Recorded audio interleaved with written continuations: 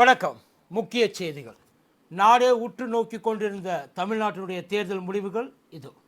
நடந்து முடிந்த 2026 சட்டமன்ற தேர்தலில் திமுக கூட்டணி 234 தொகுதிகளில் 226 தொகுதிகள் ஜெயித்து வரலாற்று சாதனை படைத்திருக்கிறது. அப்படின்னு நியூஸு வரும் அப்படின்னு சொன்னது தான் போதும். ஆளுக்கு பாருங்க கொல்லிக்கட்டை எடுத்து வந்து பின்னாடி சொருகிற மாதிரி லவோதிவோ லவோதிவோன்னு கத்திக்கிட்டு இருக்கா. அவர் சொன்னார் 200க்கு 200 சாரி 234க்கு மினிமம் 200 நாங்கள் எடுத்துருவோம், அதுக்கான வேலைகளை நம்ம பார்ப்போம் அப்படின்னு அவர் சொன்னது. அது எப்படிங்க 200 உங்களால் எடுக்க முடியும்? ஏன்டா பாசாக்க 400 வரும்னு சொன்னப்போ நாக்க தொங்க போட்டு தான் உட்காந்துருந்தாங்க. அப்புறம் திமுக 200 வரும்னு மட்டும் உங்களால் ஏன் ஏற்றுக்க முடியல? 7வது முறை ஆட்சி அமைக்கணும் என்பதுதான் நம்முடைய இலக்கு. அவர் ஒன்றும் சோழி போட்டு பார்த்து சொல்லலை எத்தனை புறன் இருக்கு எத்தனை திரும்பி இருக்குன்ட்டு. அவர் இதுவரை செஞ்ச சோழியை பார்த்து தான் சொல்லியிருக்காப்புல. சட்டமன்ற தேர்தலில் 200 தொகுதியில் நம்முடைய கூட்டணி வெல்லும். 2006 வெற்றி நமது தான். ஐயா, முதல்வர் ஸ்டாலின் சொன்னது சாத்தியமாகுமா? 200 எடுக்க முடியுமா? பார்த்துருவோமா? சட்டமன்ற தேர்தலில் 200 தொகுதியில் நம்முடைய கூட்டணி வெல்லும். 2006 வெற்றி நமது தான்.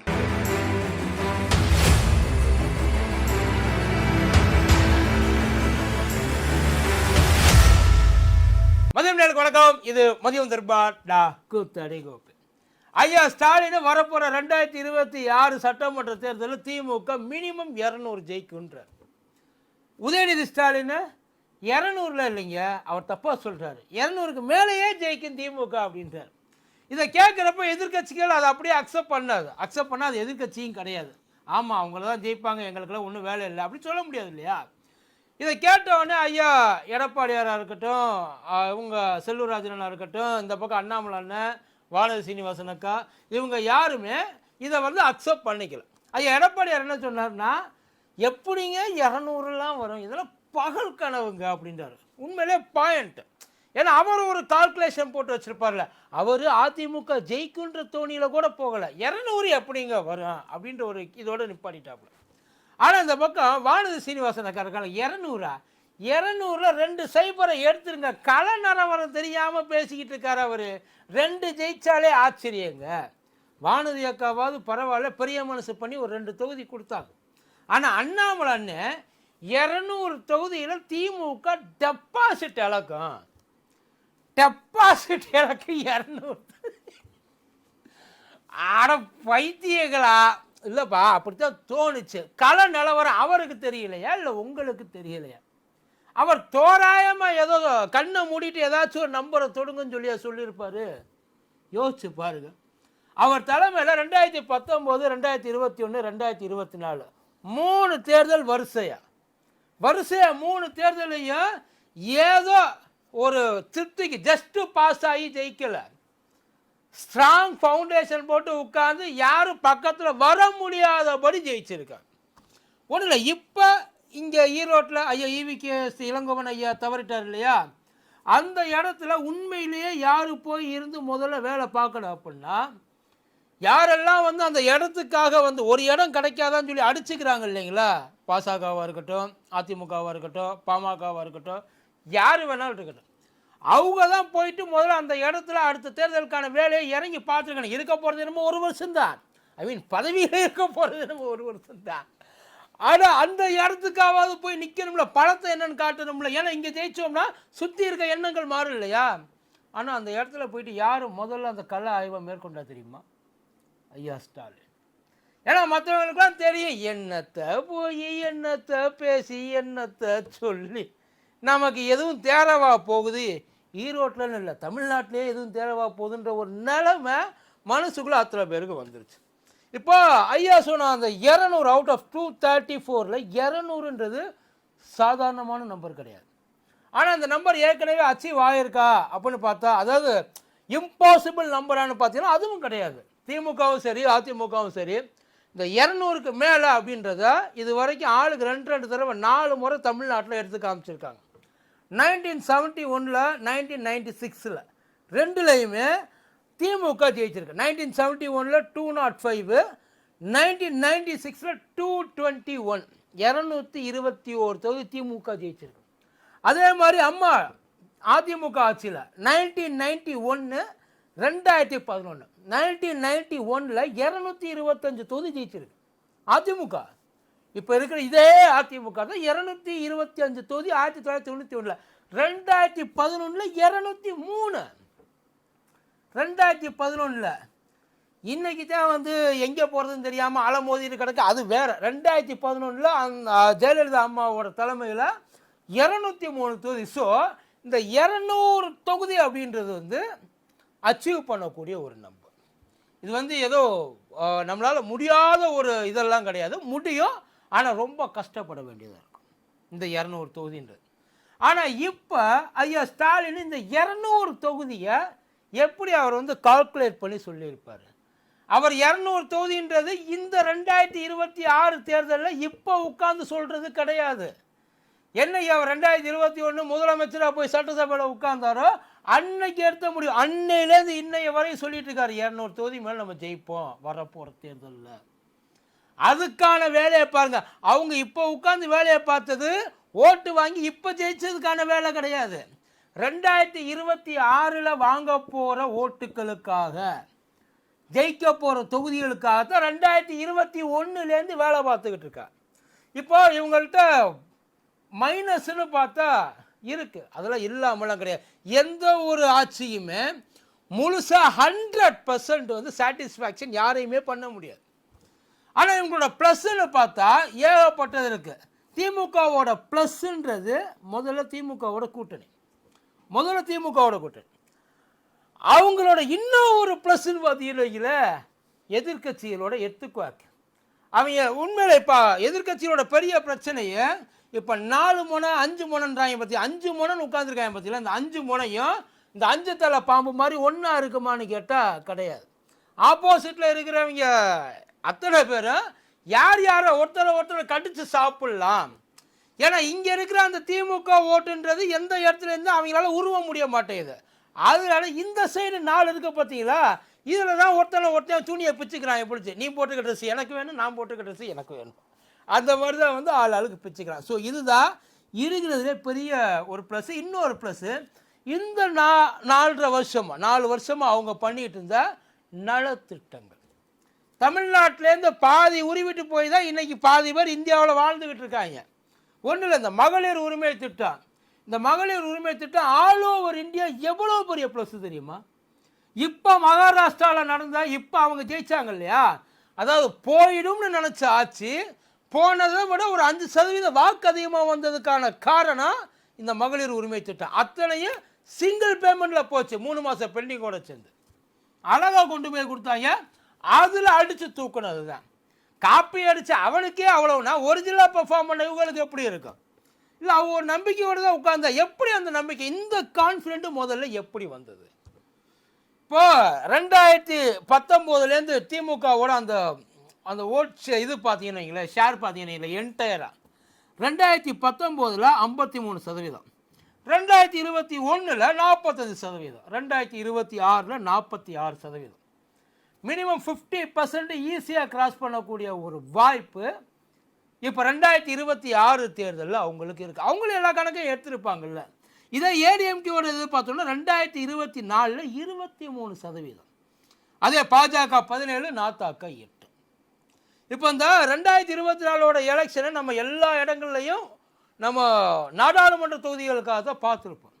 ஆனால் இதே நாடாளுமன்ற தொகுதிகளில் ஏகப்பட்ட இடங்களில் சட்டசபை தொகுதியில் டெபாசிட் இழக்கக்கூடிய நிலைமையிலலாம் இப்போ பேசிகிட்டு இருக்காங்க இல்லைங்களா, 0க்கு போயிடும் டெபாசிட் இழந்துருன்ட்டு.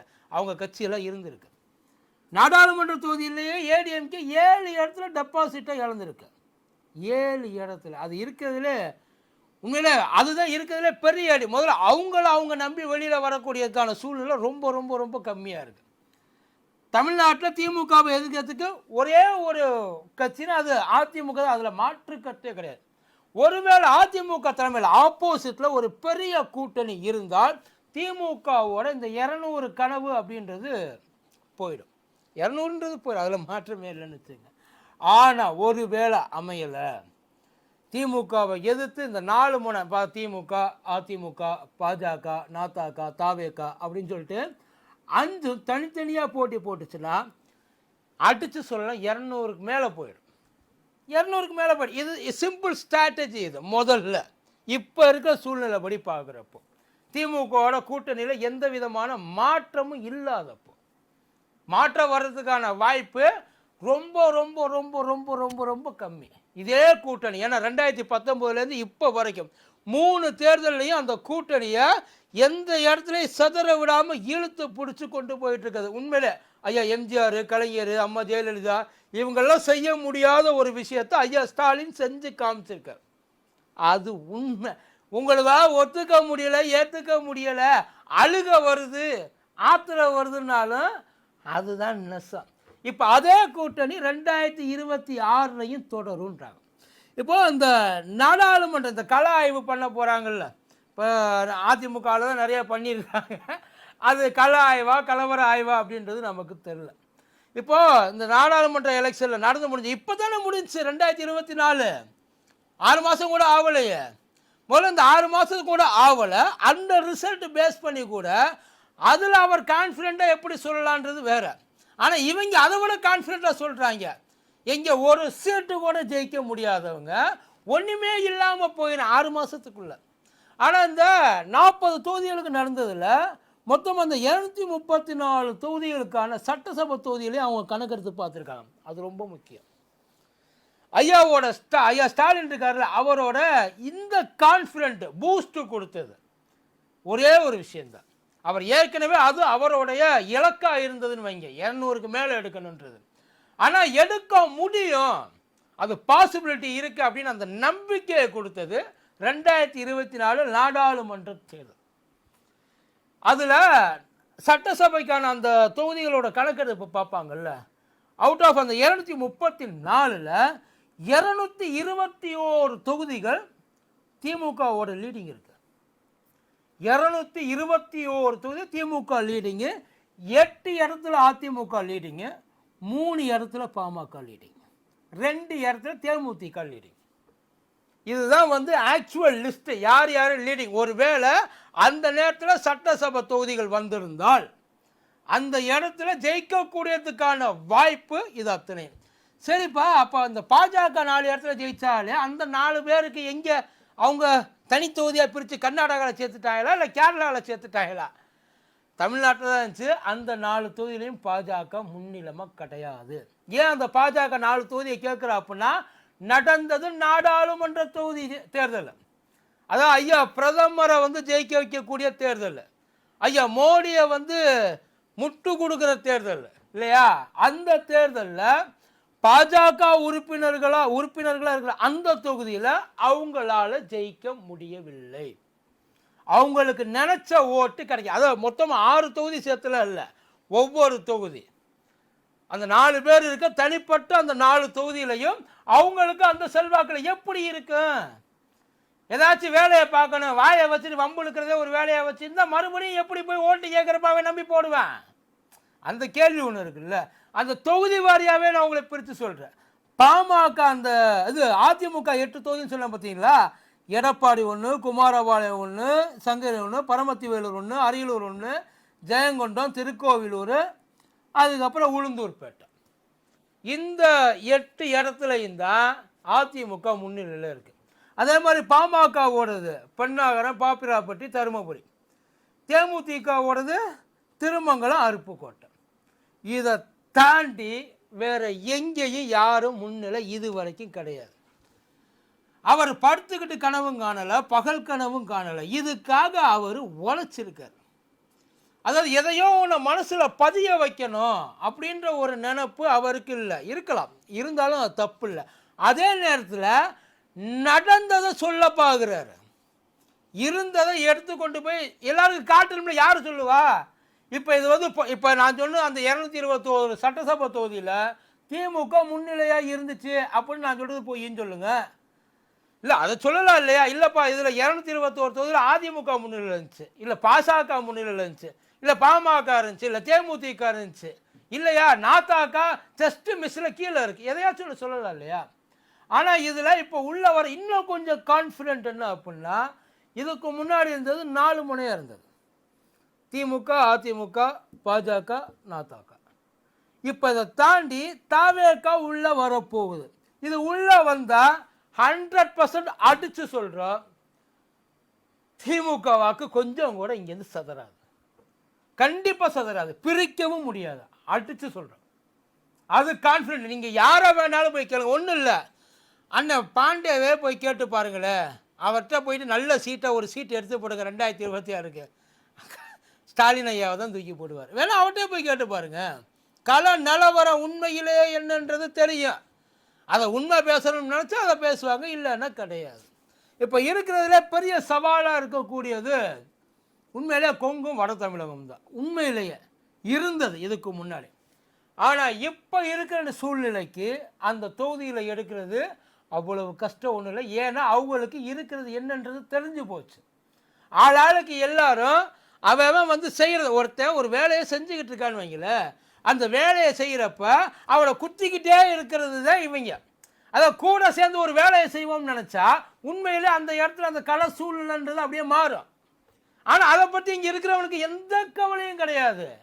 அங்கே உள்ள மக்களோட பிரச்சனை என்ன, அவங்களுக்கு இவங்க என்னென்ன பண்ணிகிட்டு இருக்காங்க, என்னென்ன தேவைகள் இருக்குது, ஏதாச்சும் ஒரு சின்ன விஷயம் கையில் கிடச்சிட்டா, அதான் 100 விஷயம் பண்ணாலும் ஒரு விஷயம் கெட்டது பண்ணுறப்ப அந்த ஒரு விஷயத்தை பற்றி மட்டும்தான் பேசுவாங்க. கரெக்டு, அது சொந்தமாக இருக்குது நமக்குள்ள பிரச்சனைகள். ஆனால் பொது பிரச்சனைன்னு வர்றப்போ அந்த 100 பிரச்சனையும் என்ன சால்வ் பண்ணியிருக்காங்களோ இல்லையா, 101வது பிரச்சனையை அதுக்கப்புறம் சால்வ் பண்ணுவோம். இவங்க ஏற்கனவே இஷ்யூ ஆகிருக்கிற பிரச்சனையை ஒன்று எடுத்து மேற்கொண்டு ஏதாச்சும் ஒரு பிரச்சனையை மட்டுமே கையில் எடுத்து நம்ம பார்க்கணும் அப்படின்ற ஒரு மனநிலைமைக்கு வந்துட்டாங்க.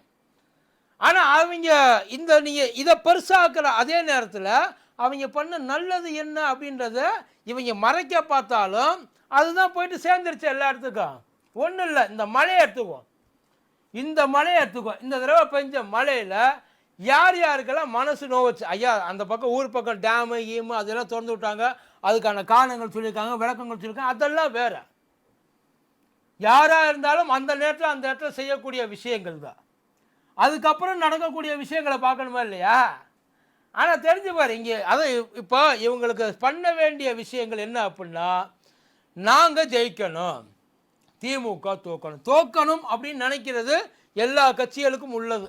இப்போ இருக்கிறவன் நம்ம ஆப்போசிட்டில் நமக்கு போட்டியாக இருக்கிறவன் தோக்கணும்னு நினைக்கிறது. ஆனால் தோக்கக்கூடிய சூழ்நிலை இருக்கா? நீங்கள் எவ்வளவு சண்டை போட்டாலும் பக்கத்திலே போக முடியாத அளவுக்கு எல்லா வேலையும் பார்த்து வச்சுருக்காங்களே, அது என்னன்றது இப்போ. ஆனால் நம்ம மக்களையும் நம்ப முடியாது. ஆனால் இவங்க நினைக்கிற அளவுக்கெல்லாம் எதுவாகாது. அதாவது 200ல் வந்து 2 சைபர் எடுத்துருங்க, 200ல் டெபாசிட் போகும் அப்படின்றதுக்கெல்லாம் வேலை. அவங்க கால்குலேட்டிவாக ஒர்க் பண்ணிக்கிட்டு இருக்காங்க. அந்த கால்குலேஷன் எந்த அளவுக்கு வந்து அவங்க ஏதோ ஒரு இமேஜினபிள் நம்பர்ஸ் எல்லாம் அவங்க வைக்கல, ஆக்சுவலாக இது வரைக்கும் அச்சீவ் பண்ண நம்பர்ஸ் தான் அவங்க வச்சுருக்காங்க. இவ்வளவு தான். இதை வந்து அடுத்த ஒரு வருஷத்துக்கு இடையில இந்த நிலைமை மாறலாம், எப்படி மாறலாம். ஆனால் அதே நேரத்தில் சொல்ல முடியாது, இது இந்த இமேஜ் இந்த நம்பர்ஸு கொஞ்சம் உயரலாம், அதுக்கும் வாய்ப்பு இருக்குது. ஆனால் இந்த இப்போ இருக்கிற கால நிலவரத்துக்கு அவங்க ரொம்ப டீப்பாக இறங்கி வேலை பார்க்குறாங்க.